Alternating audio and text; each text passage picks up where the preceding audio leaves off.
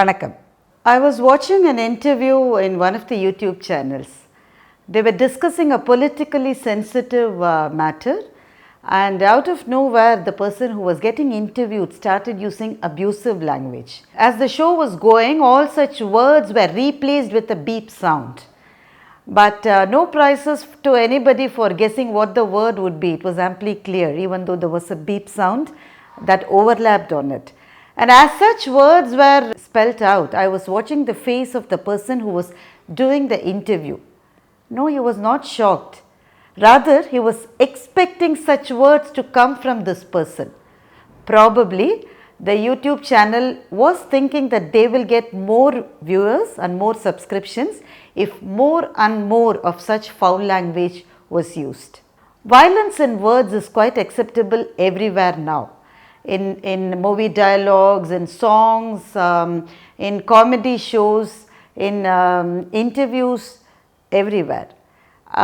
One of my friends who is a stand-up comedian once told me that if in one of his shows he is not using enough foul language, sometimes he gets a feedback from the audience that it was too vegetarian for them to accept, or it was too non-violent for them to accept, which is a feedback to tell him that he must use more and more of such vitriolic words.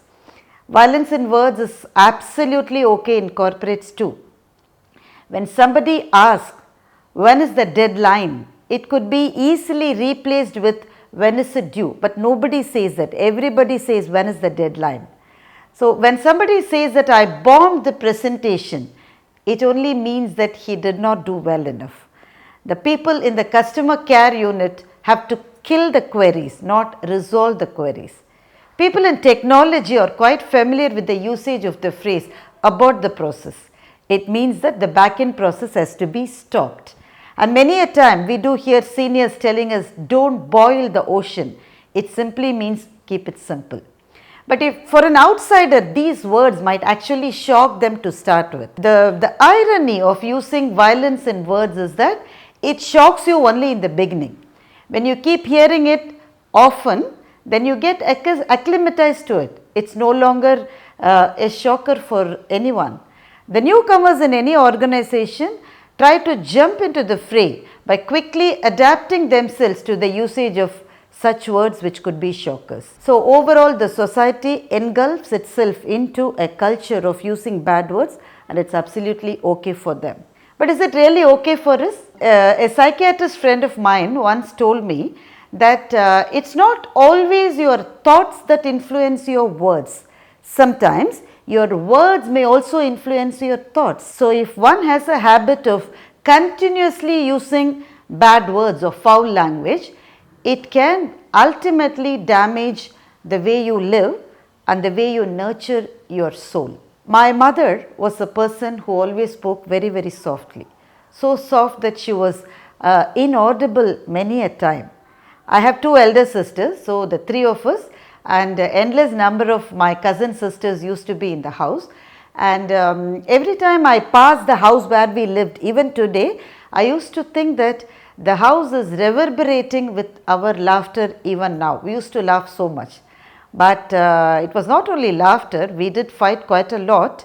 We were a bunch of girls and we used to fight constantly. The fights were nothing serious, of course. The fights were more about why did you take my dupatta? Why is it that I have to go and buy milk every day? Why is it that she gets to sleep next to mom and I don't get the chance to sleep next to mother? So our fights were as trivial as this. So sometimes when the fight gets intensified, we used to raise our voices, and sometimes we used to get little abusive. The moment we start getting little abusive, everyone knows what happens. Our mother will walk in and we know exactly what she is going to say. So she will use the same dialogue every time, and we used to kind of mutter among ourselves saying that Mother Superior has arrived with her advice. She will say that an intelligent person always chooses a ripe, juicy fruit instead of a raw fruit. So when you choose your words, if you are intelligent, you will only choose good words which can be as powerful, and you will never choose a bad word. And she will end up her sermon always with a Thirukkural. So, my mom is no more now, but every time I think about her, her advice comes flashing into my mind. So soft was her voice, but so strong was her conviction that you must choose the right word if you want to choose the right path in life. And this is the Thirukkural that she always tells us. Iniya Ulavaga Innadha kooral, Kaniyiruppa Kaikavarn. When you have ripe, good fruits, choose them and don't choose a raw fruit. Likewise, when you have good words, choose those words and don't use foul language. For more such thoughts on Thirukkural, follow me in Thirukkural with the Times every Saturday with Times of India.